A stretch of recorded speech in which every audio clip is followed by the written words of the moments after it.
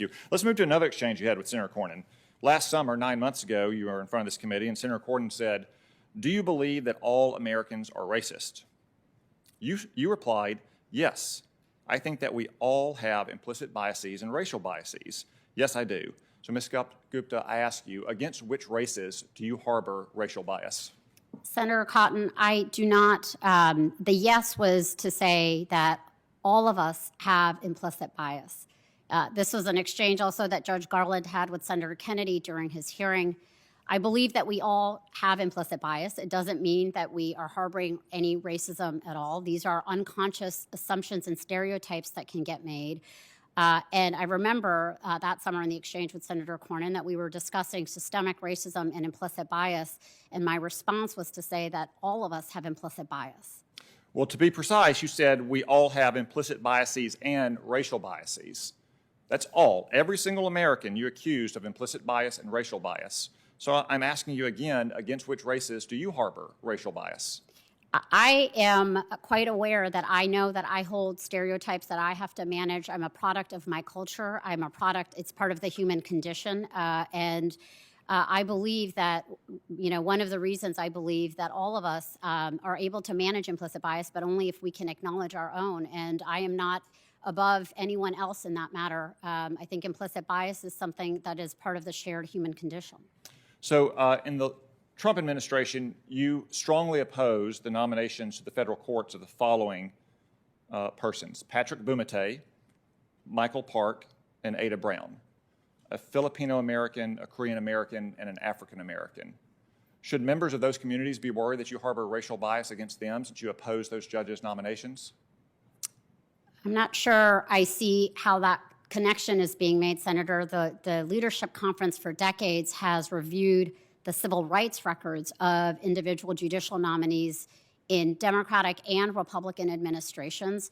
And there were judges that we opposed based on their civil rights record and a complete review. There was one set of judges that the Leadership Conference opposed because they simply refused to say that Brown versus Board of Education was the law of the land, and that seemed untenable for a judicial nominee, but it was based on a review of the record, and that was the basis, that was the advice and letters that we would send to the Senate. There were about a quarter of the nominees that President Trump put forth that the Leadership Conference opposed, but it was always after a thorough review of their record.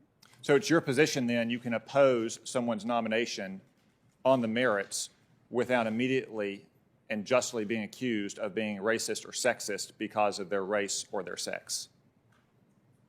Sorry, Senator, I'm not sure I understand what you're getting at. I'm getting at the point that our Democratic friends and many in the media often make whenever a senator opposes a nominee, they immediately jump to charges of racism. Such as, for instance, some people accuse Joe Manchin of being racist and sexist for opposing Neera Tanden's nomination. Can you oppose the nomination of a woman or a racial minority on the merits without being racist or sexist? Yes. Thank you. Let's move on to another exchange you had with Senator Cornyn. You've had a lot of great exchanges with Senator Cornyn. You also said in response to a question about institutional racism, there is not an institution in this country that isn't suffering from institutional racism. There's not an institution in this country. Ms. Gupta, does the Biden White House suffer from institutional racism? Senator, given the history of this country, of slavery and the long period of Jim Crow and the ongoing scourge of racial discrimination, I think that it remains very much a live problem in America today, and that the effort to address racial discrimination in all of its forms, discrimination of any sorts, is something that all of us have to work at in the institutions we are a part of. And one of the reasons why I will be honored to return to the Justice Department if confirmed is that the Justice Department was actually founded on this objective of ensuring equal justice before the law.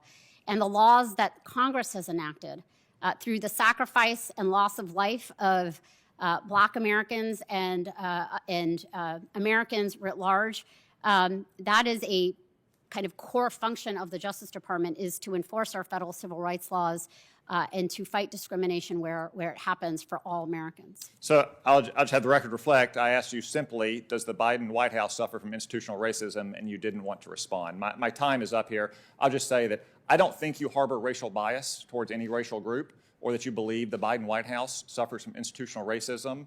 But when you throw around allegations that every single American suffers from racial bias and every single institution suffers from institutional racism, you open yourself up to these kinds of questions by condemning your fellow Americans without individualized evidence of their beliefs, their words, or their deeds.